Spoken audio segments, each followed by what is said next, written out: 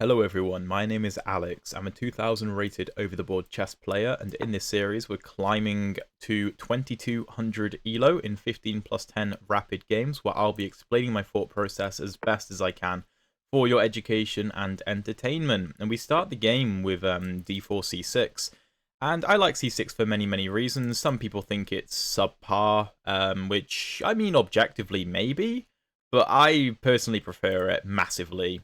And it also offers my opponent the chance to play e4 and oh my god, what's the word? Transpose. Oh my god.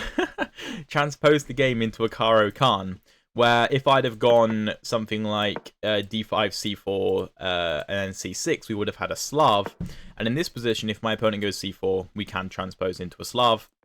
But by going e4, we have a Caro Kann, which is probably my favourite opening in chess, I would say, and one of the openings that I have the most experience with, and I prefer playing a Caro Kann to playing a Slav. So that's, again, another reason why I start with c6 on move 1. So my opponent goes for the advanced variation. We'll go bishop to f5. I have many of my old videos where I go c5, and I still like that line, but I feel more comfortable in this bishop f5 variation now. Previously, I didn't play this because g4, the, Bayonet Attack, really scared me. Because, I mean, it does look scary, right? It looks very scary because white is trying to go e6, sacrificing a pawn, but kind of ruining the black structure and opening up attacks against the king very early on.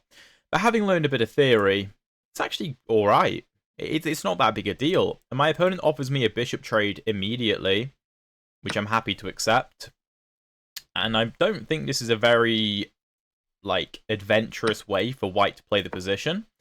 Because we go e6, white has no light-squared bishop, which is often a very good attacking piece. And this is just pretty comfortable. This is pretty comfortable. We achieve the light-squared, pawn triangle in the center of the board, which is very secure. It's very hard for white to really break it down. And the only pawn break that white has to try to undermine my structure, I mean, there's f4, f5, but it's quite easy to stop that. But the other is c4, which is often just a mistake, because if we take, then d4 is very weak. So my opponent continues normal development, and we can prepare the move c5, which I think we can play immediately. Let me think. c5, take, queen b5, knight d7, queen b7. Rook b8, queen a6.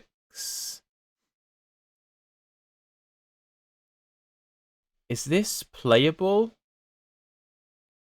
I think it is. And I think we just develop in castle. And if queen to b5 immediately, then after queen d7, I think black is actually better. So one of the main ideas in the Caro is once you achieve this triangle pawn structure in the advanced variation, is to push c5 and challenge that white center. If white allows it, we'll play moves like knight to c6 to add more pressure, maybe queen b6 to add even more pressure, maybe knight to e7 and to f5 to add even more pressure to the d4 pawn. And that's kind of the whole, well, not the whole game plan, but a big part of the game plan is applying loads and loads of pressure to this d4 pawn, because if white takes, well, then e5 is weak by proxy, right? Because while the e5 pawn restricts our position quite nicely, we can't play a normal move like knight to f6, for example. So developing takes a bit longer. We have to go the long way round over to f5, which takes 2 moves rather than 1 move going to f6. While this is a strong pawn, it can be undermined. If we get rid of this d4 pawn, then this e5 pawn can become quite weak, and we can apply pressure to it with moves like queen c6, knight c6, queen c7, maybe knight e7 to g6, and it could become quite difficult to defend that pawn. White can make some interesting moves like c4, I think I've seen in this position before, trying to blast the center open.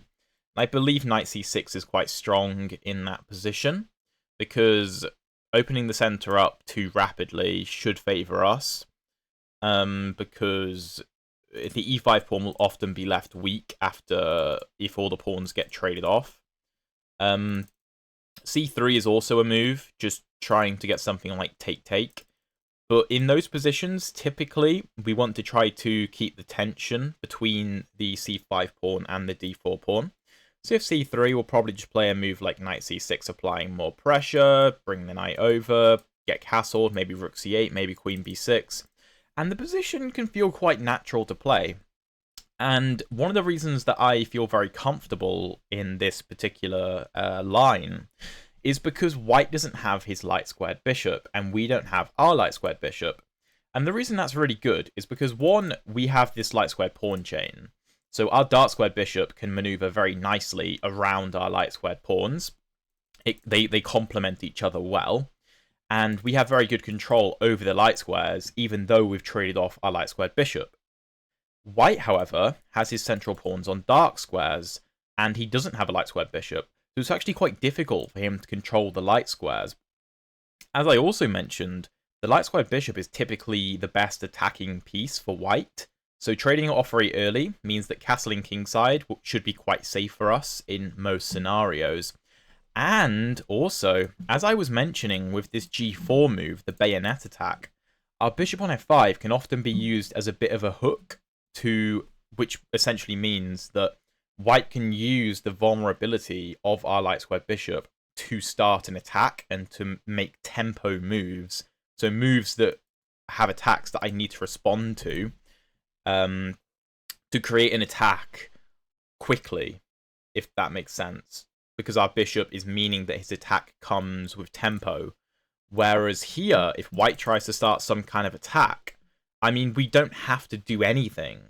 We could focus on the center, for example. Okay, knight c3. My opponent spends 4 minutes on that move. I don't think it's a particularly scary move. I think we can just go knight c6. The knight on c3 is normally quite misplaced in these positions because typically this pawn either wants to come to c3 or c4 to help out the d pawn or to attack my center. By putting a knight on c3, the pawn, of course, can't move. Now, what he may be trying to do is infiltrate our position, which I don't think works because we have plenty of defense and we can just kick the knight out with a6. And the other idea might be to go knight to e2, which I would say is probably the more viable option, and add even more defense to the d4 pawn. Although, I don't know, that feels a little bit unnecessary. Typically, this knight comes to d2. That's just a normal development. But, you know, something like c3 I think is far more natural. Maybe my opponent was calculating these take, and queen b5 lines, which I will show you after the game. But I'm sure I've done a computer analysis on this position before, where this position is basically dead equal, and the queen b5 just doesn't really work. My opponent goes for it anyway. Okay, that's interesting. So what happens if I go queen b6? Which I think is the natural looking move. If I go queen b6, offering a queen trade, if take, knight b5, going after the c7 square, rook c8, knight a7 can't be played because we control that square, so I don't really see an issue. Now, we don't have to go for that. Of course, our knight can't move, so taking looks bad because of something like knight takes, and our knight is under a lot of pressure. So I think we have to relieve the pressure with queen b6. Now, I suppose the threat is to take on d4, so white needs to respond to this. If white does something like castles, and we take... Can he play knight takes? Because after queen takes d4, queen takes b7 with a double attack. That's interesting, actually. That is interesting. So perhaps on castles, we don't want to take on d4. If we take the knight, well, then we have to go rook c8. But I mean, we're going to kick the knight away with a6. If he goes knight to d6, take. I mean, firstly, we win a pawn, but secondly, this d6 pawn will be blockaded very easily and probably lost. I mean, you can try and support it with bishop f4, but that feels like a short-term solution. This d6 pawn is going nowhere. So we are also massively ahead on time, which is great news. And hopefully I've been able to illustrate a lot of the key ideas in the advanced variation of the Caro Kann. I know my opponent's playing a bit slowly, but obviously that means that we are up in time, which is great for the game overall. Gives us more time to be precise in the ensuing middle game or end game. And also gives me time to really delve deeper into the ideas of the Caro. So if you're enjoying this so far, and hopefully you're finding it educational, then I'd really appreciate if you could drop a like and subscribe if you haven't already. And yeah, this is just a bit of a strange move, or like idea, to go knight c3 and queen b5, because I just don't think it does anything. Typically, I mean, like I said, in this position after c5, something like c3 or castles looks very natural to me. My opponent goes bishop e3, okay, supporting the pawn, maybe threatening to take. If I play take, rook c8 and take, then after a6 there's knight to d6, and that is a problem because the c pawn can take. So we can't allow that. Now, a move that looks very counterintuitive, but might be decent, is c4. Which I'm heavily considering, because white is wasting a lot of time on the queen side. And although we don't normally want to break the tension with a move like c4, it does mean this bishop is a bit pointless. This knight doesn't really have that good of a role. If he trades with me, we have the open A file, we have good pressure on the queen side. I think c4 is the move I want to go for. We also have to be aware of the fact that white has 4 pieces developed and we only have 2. So we don't want to open up the position too much. For example, I mean, taking looks like a horrific blunder to me. After something like knight takes... Maybe that's... Yeah, no, knight takes looks good. Like, queen takes queen is probably forced. Knight takes, threatening knight c7. If rook here... Knight takes and a7 is hanging, so we probably go down a pawn at the very least in that line. So c4 makes sense to me, closing the position, reducing the effectiveness of this bishop, also reducing the effectiveness of this knight, because it's now just staring at its own pawns, which don't have the capability to move and free up the d4 square for the knight to get involved. We're also blocking the retreat for the queen, so it's going to be very difficult for white to decline a queen trade. And I think a queen trade probably benefits us because we are probably going to have a lot of positional pressure on the black position. You can just see by the way that our pawn chain is pointed towards the queen side and the way our bishop is pointed over here. We could also potentially bring the knight to put some nice pressure on the center. We will likely try to expand on the queen side and create some problems for white positionally. The Caro Kann isn't like an insanely tactical opening, right? It is more positional in nature, and positional chess is definitely difficult for a lot of lower rated players to understand, or even if like it can be understood, it can feel quite boring, I think. Please let me know if that's not correct, but I know that I used to find positional chess very, very boring when I was lower rated myself. So, okay, my opponent exchanges queens, which makes sense. And while we double our pawns, we do open up the A file, which I would argue is more important than having the double pawns. And I do like this position. I really like this position. I think b5, b4 is a big idea, and it could be difficult for white to deal with. Funnily enough, we could go knight to b4 here, because if take the rook hangs, threatening c2, but after a move like king to d2, I mean, we have to retreat the knight and we gain nothing, because now the rook is defended. So that would be a waste of a move. Bishop b4 is interesting, but again, just king d2 or something like that. Maybe even king e2. And do I really want to take this and leave my b-pawn vulnerable? Not really. The move I'm looking at is rook to a5, supporting the pawn coming to b5. But maybe it's better just to develop. Maybe that's better. If knight e7, knight b5, threatening both of these.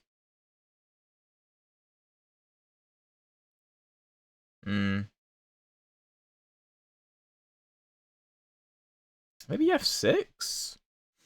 Is that interesting? I don't know. King d7. Knight b5.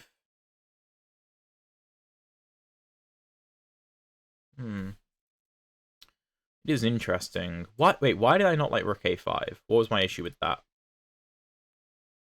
It's slow, but the position is closed, so it's not that big a deal. What's wrong with rook a5? If a4, preparing knight b5,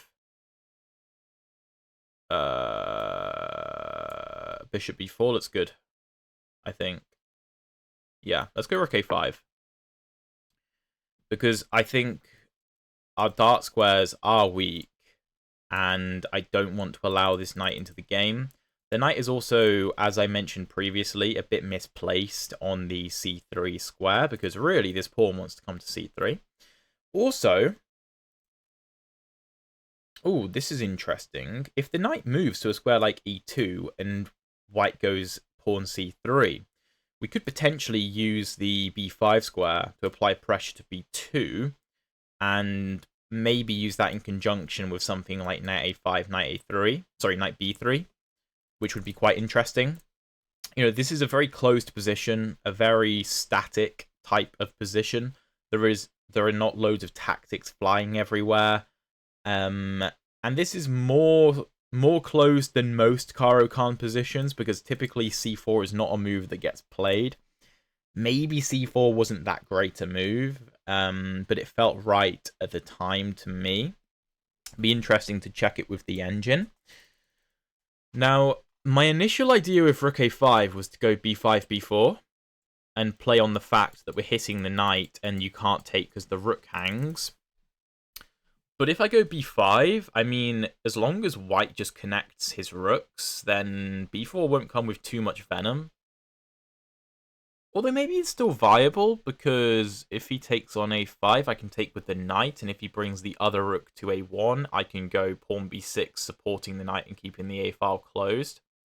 Bishop b4 looks decent, but I think I'd rather double on the a-file and get my development completed.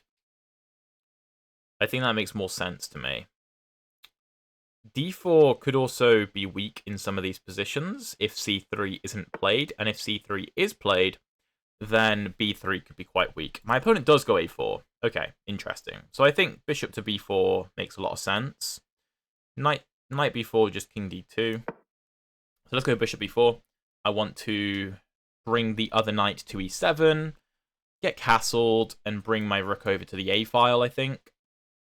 Now, you may be thinking, Alex, why not go something like knight g to e7, king d7, and bring the rook over? Because wouldn't the king be better in the center of the board? I would normally agree with you. My only issue with that, though, is that I don't want knight g5 to be an issue with the f7 and h7 pawns. Although I suppose the counter argument is just play h6 and stop the knight from going there. And, I mean, h6 will always be a useful move, because g5 is a useful square for both of these white minor pieces, which is a very, very valid counter-argument. So I may well play h6, in fairness, and go king d7 to get the king closer to the center of the board, where it can help out more. But okay, how does white continue? Well, let's say white goes... Well, if white goes king d2, the knight is still pinned, so that's fine. So let's say king e2, unpinning the knight, and trying to go knight b5. Well, does it matter anymore?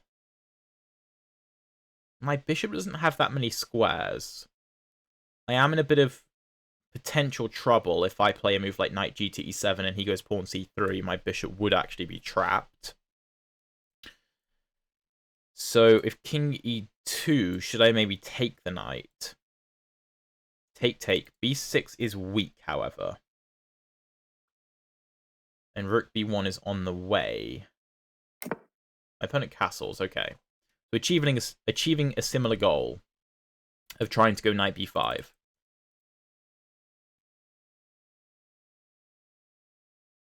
c2 could be a bit weaker now that it can't be defended by the king, though, which is a bonus.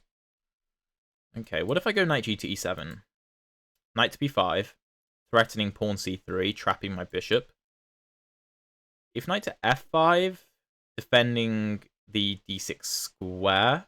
And if c3, I can go bishop e7. If knight c7, just king d7, and the knight has to return to b5. But with the knight on b5, how do I kick it out? I mean, maybe I have to go knight a7 in some position to get rid of it.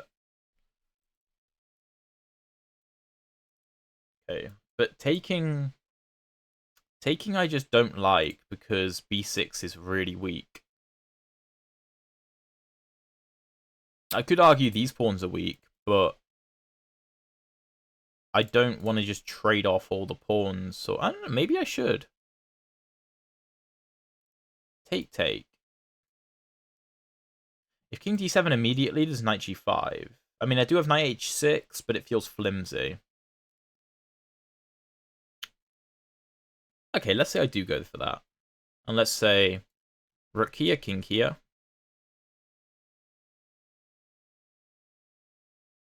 I don't know. Knight g to e7. Knight b5.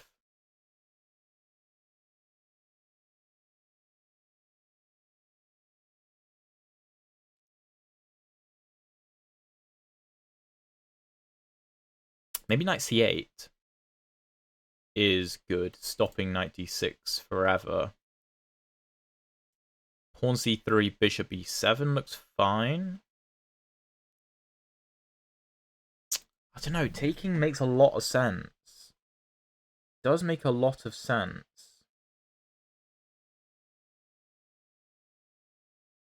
It's a really big decision. A really big decision, because once this knight lands on b5, what's my bishop actually doing? Yeah, I think I should take. And king d7 makes a lot of sense, trying to get to c7 to defend b6. King d7, if knight g5, knight to h6, that should be fine. I mean, I have rook a6 if I need it as well. Let's do this.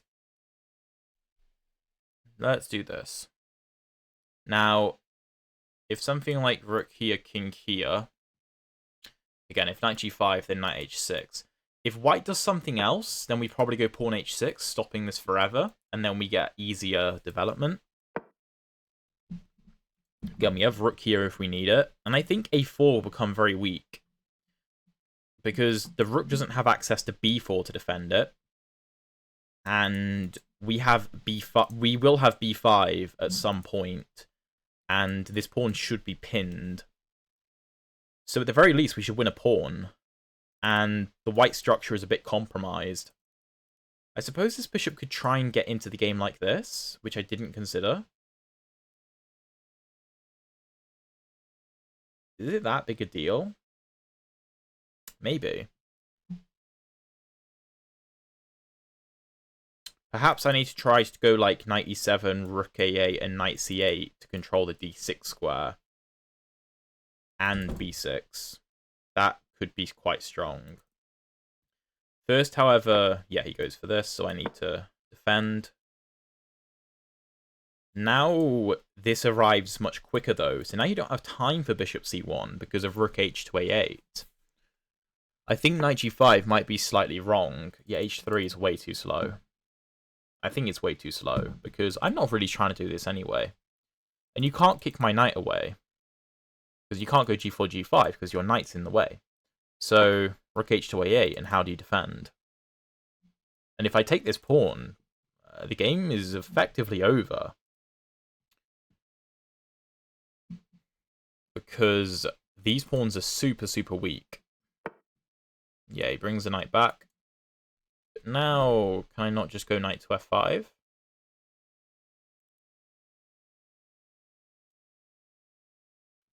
If knight f5... Knight back here is interesting.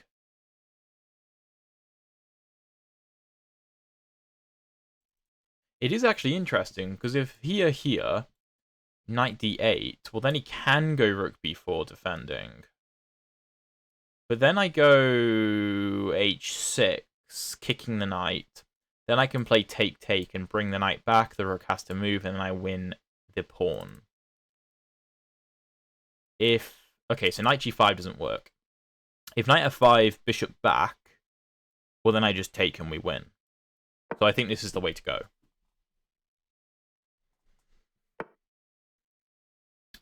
Yeah, okay, well that doesn't help.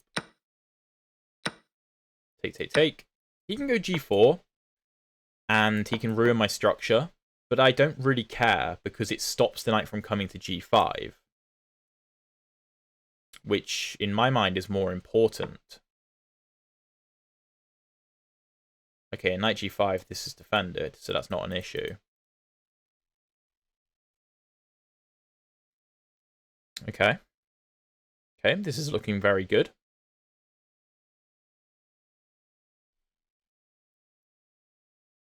Rook c2. The king side looks completely safe. And then, I don't know, b5, b4, I guess. I could go knight a5, knight b3. Just take... no, that's complicated, though. It's complicated. No need. I should go b5. b4, take, knight d4. Loads of threats. I did admittedly miss this move. But there was no way I could have dealt with it anyway. I don't think it's important. The king side, sorry, the queen side looks far more important to me. And I'm not threatening to take. Or am I? Wait. Is b3 the threat? Of course, if take, then take. But if b3, bishop bishop h6, take and take.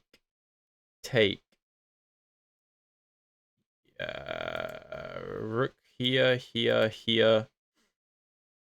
Knight a5, knight c4, rook a1 should be winning. My opponent is making this complicated, so fair play. If g5, I mean, just knight f5 should be fine.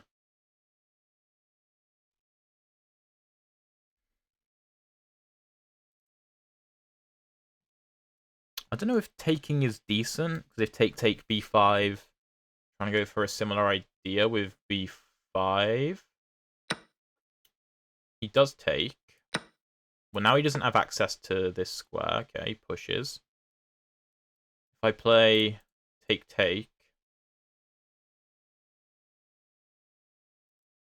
What if I push h5? Knight f6. h4. Knight g4. Take. Knight h6, going after f7. Here, check. What about if take, and take? That should be good enough. Because I think there's too many threats. Because if you move the knight and try to push the pawn, I can win the rook and then go rook a8. And even if I have to sack my rook for the pawn, I will just create like so many passed pawns on the king side that it should be winning still. Sorry, the queen side, it should be winning still. My opponent's making this complicated for me though, which is good on him. Okay. Knight f6 doesn't work because the knight can't control h8. I just have to bring my rook back, and the knight can't control the h8 square. He can, however, go for that. I completely missed that. Yo, what a move.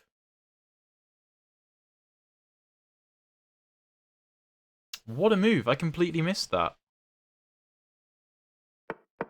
Oh, wow. I don't know how I missed that. Wow, okay. Now this is on. D4, promote. D3. I think I have to go for that, don't I?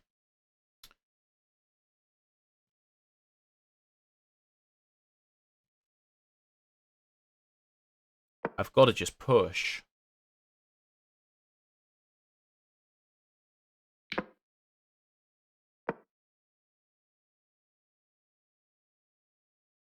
How does what? I think Queen G7 going after the F7 pawn is the best way.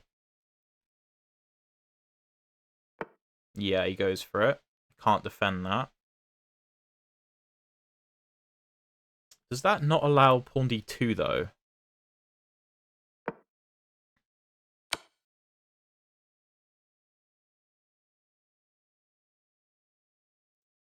How do I play this? Take here and here. And if Queen D6, stopping the promotion, I have Knight D3. Yeah, that should work. Although maybe he can give me checks. I don't think I have another option anyway. Knight D3, maybe just King E2. Dunno. If I come up the board, that feels wrong.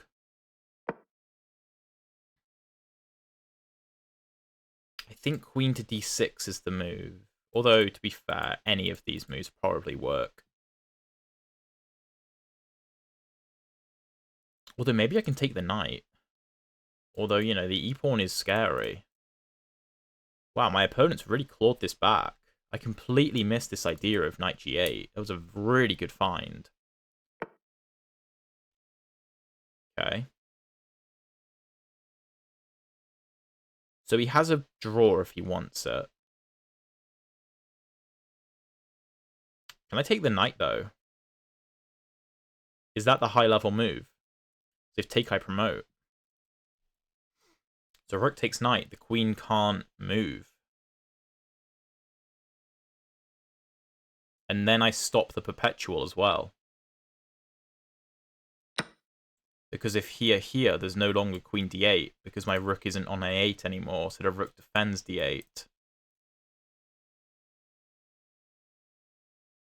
Okay. What about e6? What if white just pushes? E6, well then knight d3. And if king e2, there's knight to f4, so maybe he has to give a check first.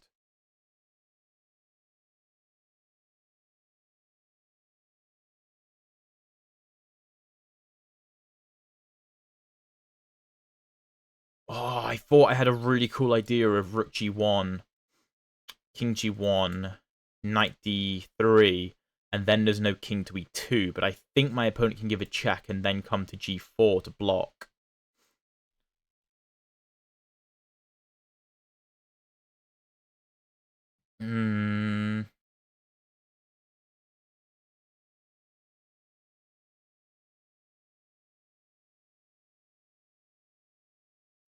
Knight d3. If king e2. If I go rook to g1, then he gives me perpetual. Maybe I just go rook e8. And if f4, I... Oh, sorry, no. I have a fork. No, so he has to give a check first. Knight d3, so he has to give a check. King e2 isn't good enough. If queen f3... Feels too passive. Okay. That's king here. He has no checks. If he takes, I promote. So if queen back, doesn't knight to c1 just win? Does knight c1 just win?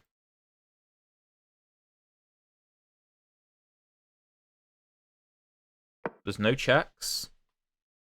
The white king can't enter the position. The queen can't get to the d file because the c3 pawn is blocking the queen. And I'm threatening to just promote with checkmate.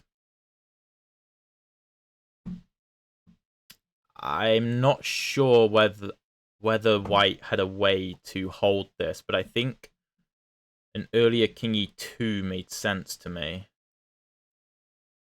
Because this doesn't look like it works at all. This was a crazy game. Crazy, crazy game. But yeah, I completely underestimated the power of knight g8. I completely missed this move. I mean, maybe rook a8 here was the best move. And if here, then here, and I'm in time. So knight g8 doesn't work because the h7 pawn hangs. Maybe that was the way to go.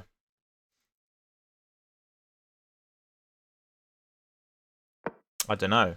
I don't know. The engine has a lot to answer for in the analysis, but yeah, this will simply not be enough to defend for white. There's no way to prevent us from queening, and he runs out of time. That was a very intense game. Very intense game. Let's jump into the analysis. Okay, so 78.2% accuracy for my opponent, 86.7% for us. Let's dive into it. So we have a Caro, d5, e5, bishop f5, bishop d3, which is not a very ambitious approach from white. So after the trade, we go e6, and c5 is the idea. Knight f3, c5, knight c3 is inaccurate, and cd4 is the best move, apparently. And if knight takes, then knight c6, and if knight takes, this is just good for us. I guess c5 once we get castled, because otherwise maybe b5 is an issue, but knight c6 is fine. Queen b5 is a mistake. What?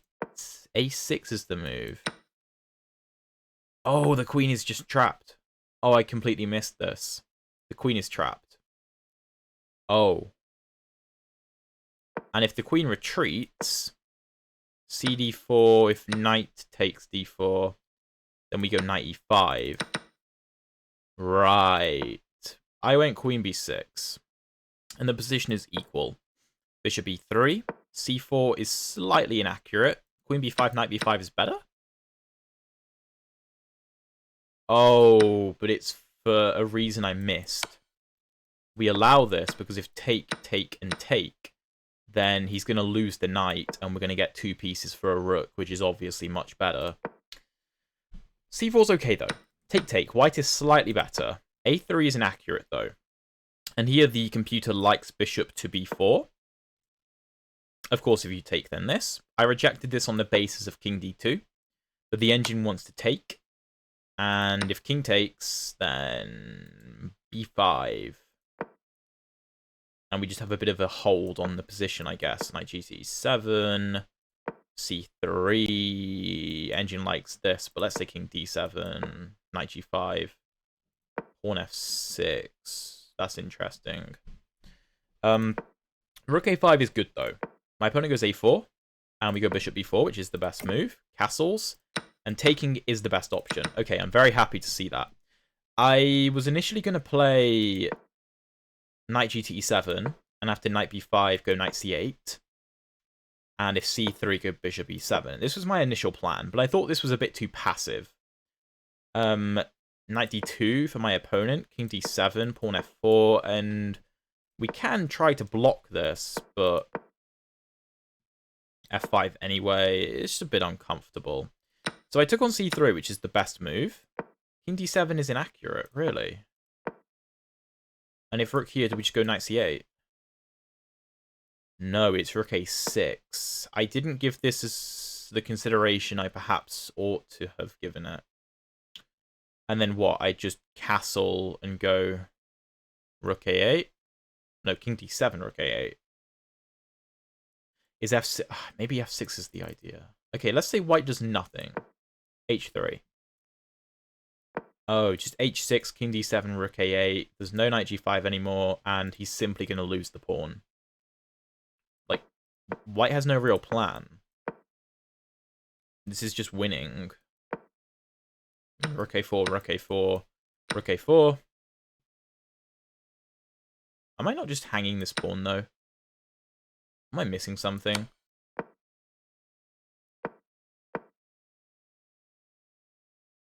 Okay, I've got to say I don't understand that. Why would I not go king over first?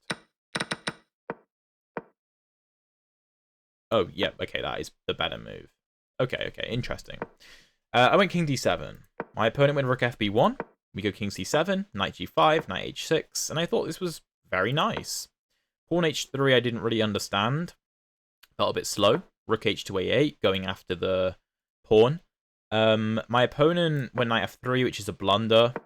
Taking on h7 was one of the better moves, which I admittedly did not see, because normally that just isn't a pawn that can be taken. But here, like rook a4, rook a4, rook a4. I mean, what? If take, then what do we do? Knight f6, rook a3, and you just can't defend the pawn. And then d4 will fall. Again, this pawn chain can be quite fragile. I went knight f5, which is slightly inaccurate. Only because of knight to g5, though. And here, I saw this position. I thought this was... Wait, why did I like this position? Oh, yeah, knight d8. That was what I was going to play. I was going to play knight d8. If knight h7, knight e3, fe3, and rook a4, I thought this should be winning, which it is. I thought this was an easier version as well, because my pawns are well protected. And, I mean, how are you stopping this? Engine says h4 is the only move. h4, rook a3, h5, if I take... the engine finds knight f6. Okay, if take, then the pawn promotes. Okay, bishop d2, though. Rook a4, take, g4 is the best move. Knight h6 is a mistake. Knight e7 is better. And if knight g5, rook a2, knight f7, rook c2. Let's say bishop e3, or then rook c3. So let's say bishop e1, knight g6. And I guess c3 is just so weak. Okay, interesting. I win knight h6, knight g5, rook a2 is best, rook c1, and b5 is the best move. I completely missed knight h7, but b4 is the best response. If take, then we of course take, and there's way too many threats in the position. I thought that maybe he can go for this. Something like g takes, king g2, but we just take on c2, and it's like everything is falling apart. So bishop h6, gh6, g5. I took on c3. This was also fine, but I thought, I don't know, why would I let the h-pawn run? So I played bc3. Take, knight d4, knight f6, knight e2 is inaccurate. Okay, yeah, rook a8 is the best move. Because if pawn h7, rook h8, and now the knight is glued to the pawn, and this rook is glued to this pawn, and if the king tries to get involved, b5, king over, b4, king d1, I can just bring my king up the board. Pushing is a bit premature, because I lose the c3 pawn, but this should be a relatively easy win. I mean, rook a1, now b3, and it's just like, I don't know, take, and I have 3 connected passed pawns. The white position just... Okay, the engine suggests rook b1, just allowing the fork. That's how bad it is. I went knight e2, though, and I didn't sense the danger. I didn't see this knight to g8 move, and rook a8 is a miss, because I can't stop the promotion. Instead, I should go rook c2, allow the promotion, and knight d3, and I'm winning. Knight g4. Rook c1, king over. Pawn c2, and I'm threatening rook g1 check, king g1, and promotion. And if...